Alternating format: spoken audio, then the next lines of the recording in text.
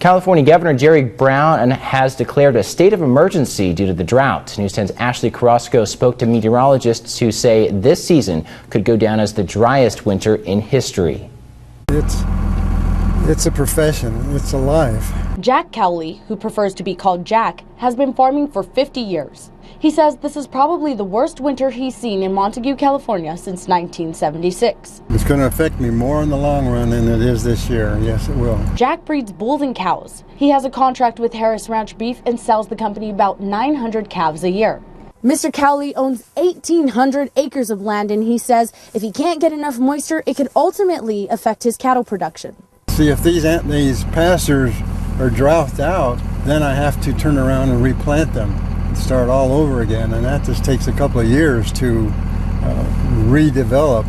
Ryan Sandler with the National Weather Service says this could be the driest winter in history for the West Coast.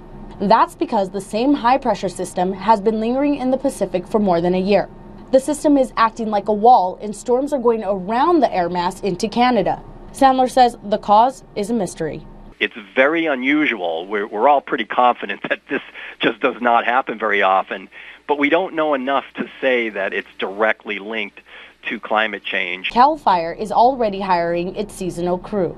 First responders say there's no way to tell what the fire season will bring, but everyone needs to be prepared for the worst. If they're burning their burn pile, make sure they have that extra clearance, make sure they have that water source. If they're towing a vehicle or towing a trailer, make sure that their chains aren't dragging that they're towing it from. Covering your news, Ashley Carrasco, News 10.